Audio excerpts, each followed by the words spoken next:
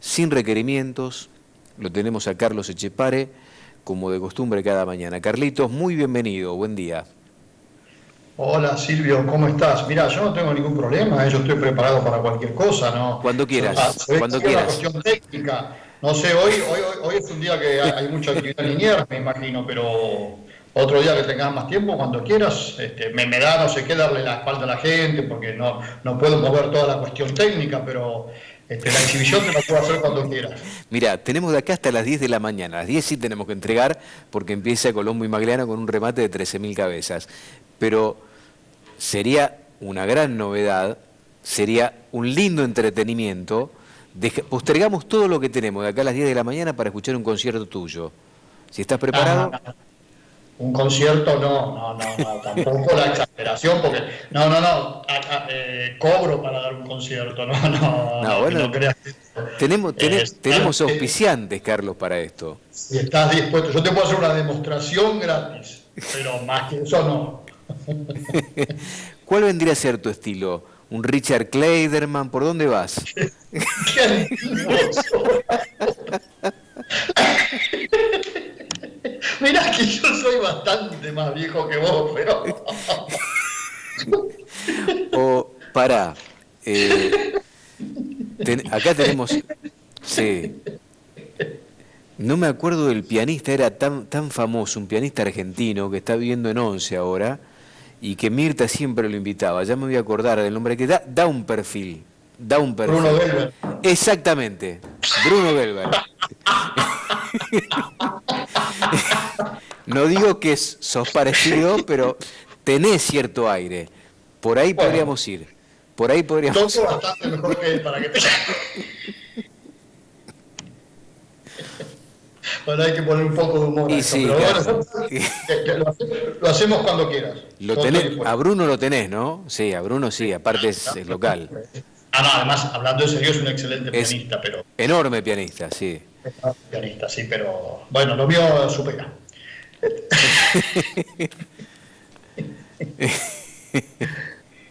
Bueno, ¿cómo está todo por allí? ¿Bien? A Nosotros muy ver, bien, Carlos, sí. yo tengo un dato del Bagual de lluvias, ¿la diste?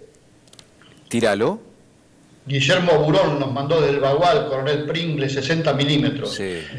Y dice que nos ve siempre y manda saludos para todos. Y que hacen ustedes un muy buen programa. Bueno, vos lo hacés también con Es- nosotros. La gente es Esos poco mensajes llegan pretenciosa, además. al mail del canal, por eso por ahí no los tenés ahí, pero bueno, como a mí Sí. me llegan aquí también, los veo. Sí, es impresionante la cantidad de mensajes, digo, la cuarentena, la lluvia, confluyen para que tengamos el respaldo de tanta gente. Te lo hace sentir, ¿no? La gente, el Sí, acompañamiento. hay un señor que a lo mejor no está viendo que está preocupado y me mandó un mail, espero que no se ofenda por esto que voy a decir, porque se sorprende de verme, dice que un día me ve a mí con barba y otro día me ve sin barba, no sé cómo es, y bueno, hay días que me afeito y días que no me afeito, Sí, no hay claro. mucha explicación. Y sí, viste, la cuarentena te modifica los hábitos. Entonces, nada más que esa es la explicación. Pero bueno, no, pero te quiero decir para que vean el nivel de participación que están teniendo la gente hoy que está en su casa, ¿no? Sí, Que siempre, por otra parte, en el programa siempre ha sido así. sí. Bueno, ¿de qué querés que hablemos aparte que te toque el piano? No, bueno, Te cuento las últimas novedades de acá, si querés. Estamos en un proceso de... Esperá que te lo leo, porque es un término que yo nunca había escuchado, pero acá me parece que es un término que se usa. Estamos desescalando. Estamos en un proceso de desescalada por etapas. Fue anunciado ayer y empieza este fin de semana. La primera etapa te va a permitir hacer determinadas cosas, entre ellos vamos a poder salir la gente normal, porque yo ayer me he enterado que soy gente normal otra vez. Quiere gente normal, me refiero a los menores de 65. De arriba de 65 no, esos están adentro todavía. ojo que estás al límite, apurate para salir porque... Por eso te digo, voy a tener que aprovechar todo el tiempo ahora. Pero bueno, los menores de 65, los chicos, vamos a poder salir a partir del sábado a hacer un poco de gimnasia, lo que hacemos siempre, va. Y, y después hay 3 etapas más con la cual se culmina el próximo a fin de junio recién, en donde se vuelve a lo que aquí llamaron la nueva normalidad, que no sé exactamente qué querrá decir la nueva normalidad. Ya por supuesto hay muchas protestas porque se han dividido esto en etapas de más o menos 15 días, con la apertura de los bares y demás, pero claro, las condiciones que te exigen para que abran todos esos lugares son prácticamente incumplibles, y entonces dicen que la mayoría de la gente no va a poder abrir y seguramente van a quebrar, ¿no? Ese es un poco el panorama. De todas maneras, en este momento está el presidente Sánchez exponiendo en el Congreso. Un tema que yo sé que en la Argentina se está discutiendo mucho es si el Congreso funciona o no funciona, ¿no? Si puede funcionar por internet o como sea. Bueno, lo planteó Cristina Fernández puntualmente, le hizo un pedido a la Corte para que define, la Corte dijo no corresponde, por lo tanto define Cristina Fernández con su gente, en este caso para el Senado, y aparentemente avanza la posibilidad de que vayan a sesionar virtualmente, ¿no? Ella en el recinto y el resto virtual. Bueno, acá te cuento. Acá el Congreso nunca dejó de funcionar, tanto en lo que sería el Congreso Nacional como los congresos regionales o provinciales. Nunca dejaron de funcionar. Tienen sesiones todas las semanas de manera virtual. Pero a ver si logro explicarme. Acá cada partido político, digamos, tiene un vocero. Ese vocero asiste al recinto y es el que le hace las preguntas al presidente o al gobernador en su defecto y a todos los ministros que todas las semanas asisten al Congreso a dar explicaciones. Y el vocero de cada partido se encarga de dar la postura del partido frente a las medidas tomadas o las que se van a tomar, y además de hacerle un montón de preguntas y cuestionamientos al presidente. Que como te decía ayer, al principio era todo, te apoyamos en todo, hoy es, te castigamos por todo ya. Y el otro dato, que es más allá de las bromas que yo hacía, el otro dato es que hoy, ayer se anunció esta desescalada, y hoy aparecieron más números de víctimas que los días anteriores. Y la explicación que te dan es que las estaban contando mal.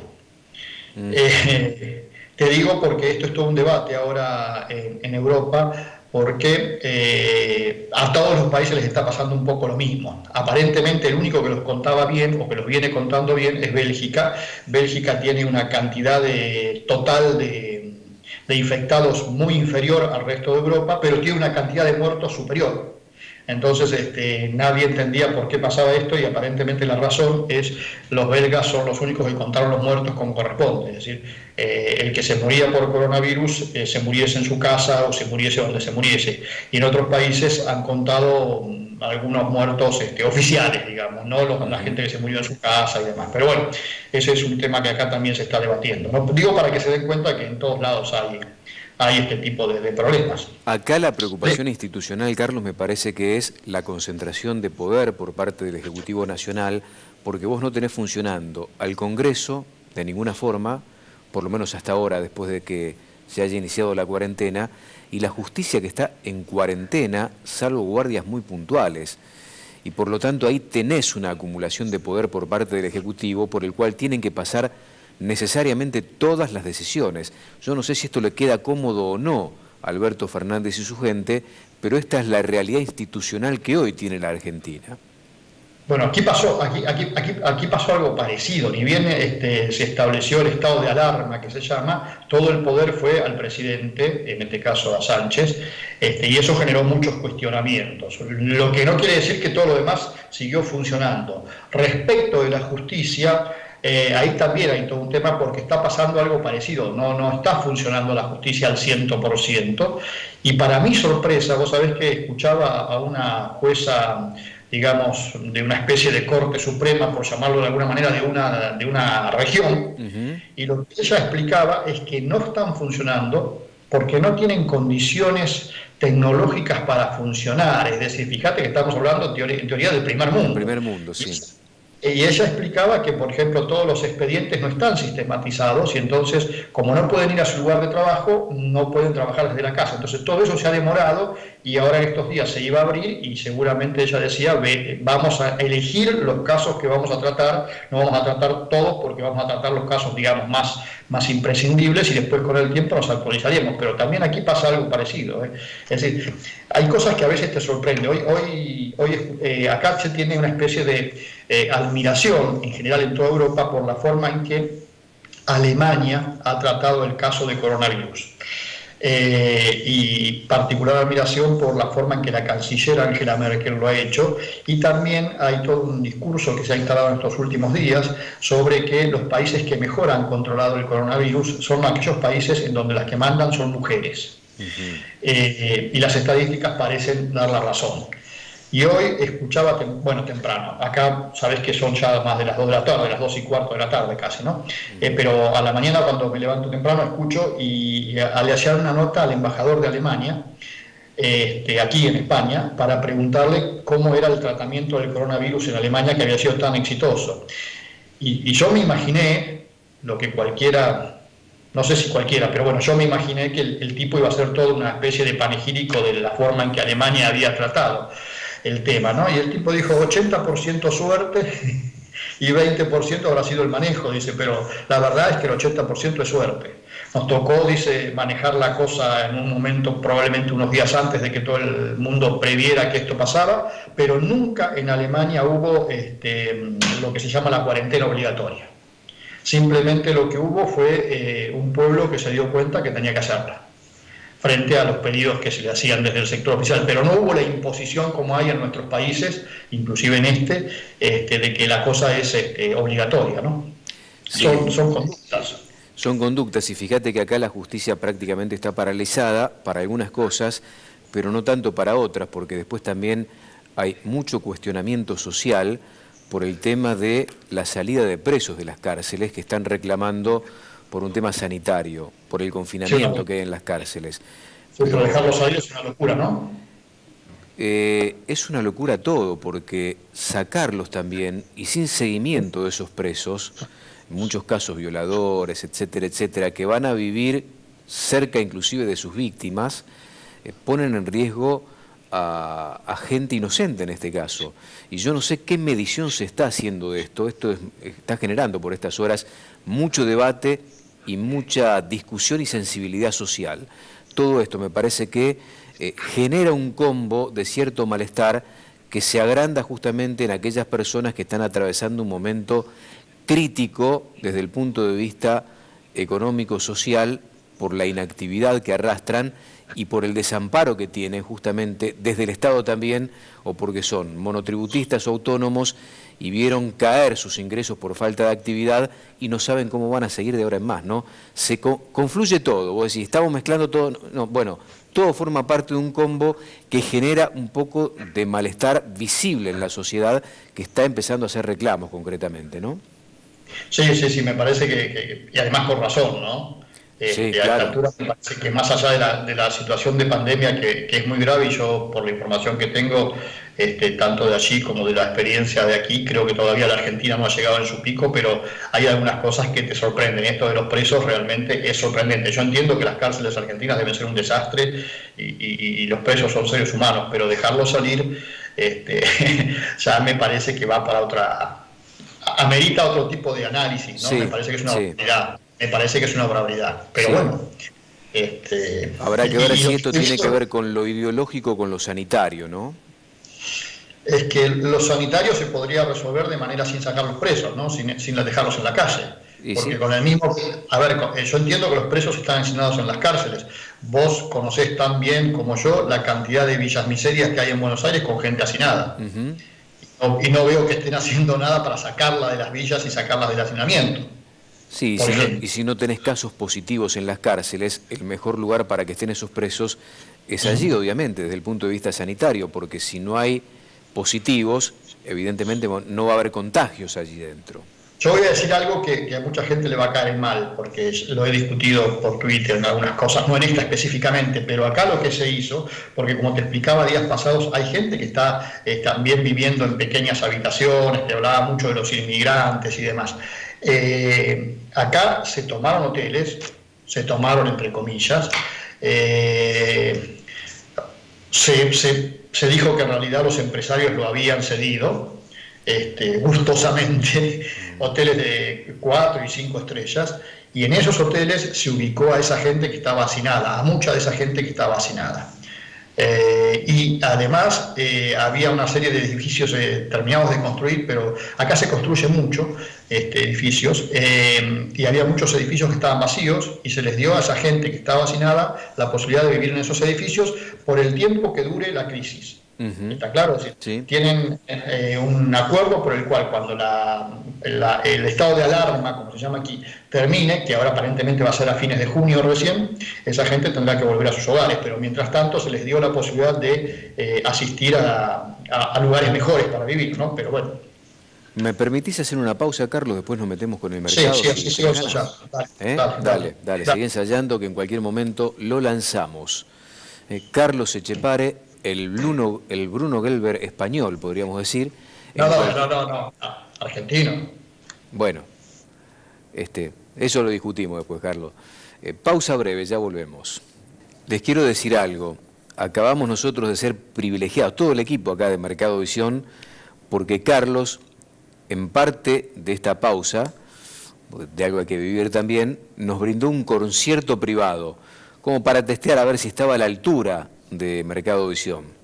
Supera las expectativas, así que Carlos, fíjate porque además la imagen y el sonido son óptimos, anda preparando, Bueno, lo vamos a preparar cuando haya más tiempo, porque yo necesito tiempo para explayarme.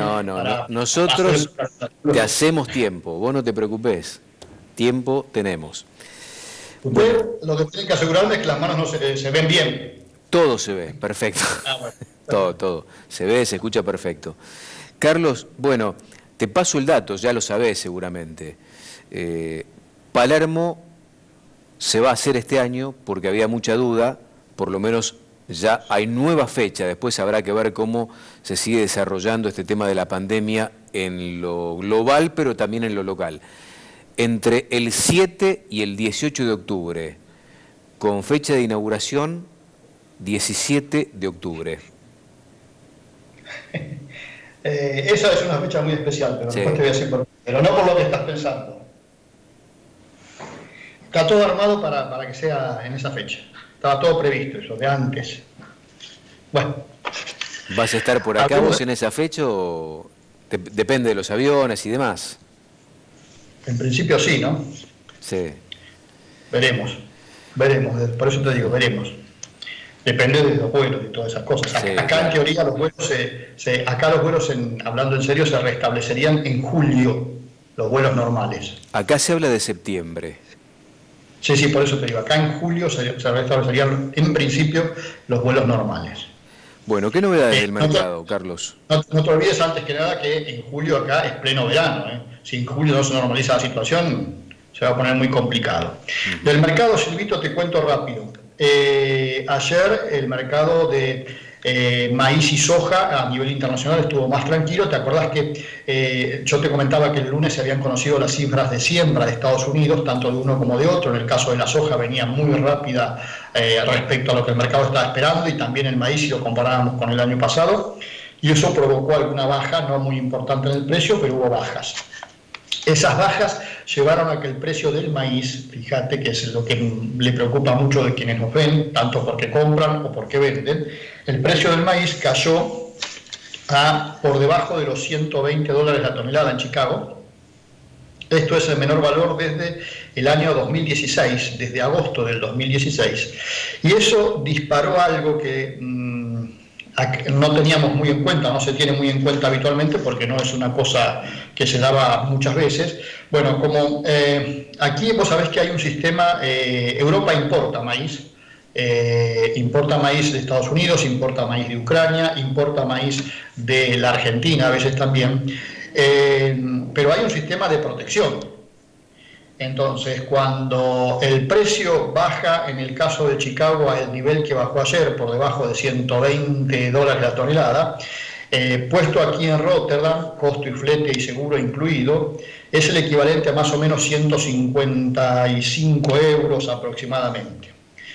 Y se disparó aprobó a partir de ayer un impuesto, si vos querés importar maíz de cualquier lugar y lo querés ingresar a Europa, es un impuesto de alrededor de 5,5 € por tonelada de maíz. Esto digo para que se vaya teniendo en cuenta. ¿Esto qué va a hacer? Que todo el maíz que Europa por ahora piensa importar, en vez de venir digamos, del otro lado del océano, va a venir probablemente de Ucrania, que lo tienen mucho más cerca, y entonces ahí el tema del impuesto ese de alguna manera se diluye. Pero bueno, estas son las cosas del mercado que muchas veces nosotros no las tratamos en el día a día y muchas veces la gente no entiende cuando hablamos de que en el mundo hay proteccionismo de todo tipo. Y esto es también para proteger, para que los productores que producen maíz aquí no reciban esa competencia de un maíz tan barato del resto del mundo. No obstante lo cual, por supuesto, los ganaderos estarían felices de hacerlo, pero se trata de mantener el equilibrio para que no todo sea en beneficio de un solo sector. Es lo que se llama habitualmente, tiene una política, y tiene una política, en este caso agrícola, que nos guste o no nos guste, siempre la van a tratar de mantener y defender.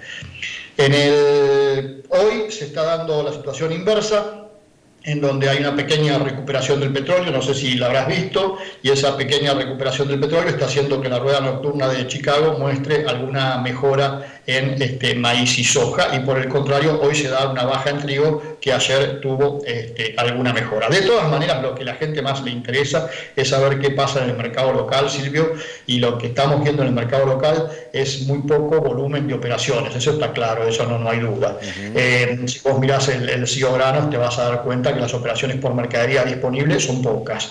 Lo que siempre hay que recordar es que se vendió muchísima mercadería de forma anticipada, y es la que se está entregando hoy, y es la que se está cobrando hoy, y es la que le está permitiendo a la gente tener recursos para vivir hoy y para hacer en algún caso inversión en insumos o demás, o pagar cuentas, en muchos otros casos también. Y hay muchas operaciones de canje, tratando de asegurar los insumos de la campaña nueva.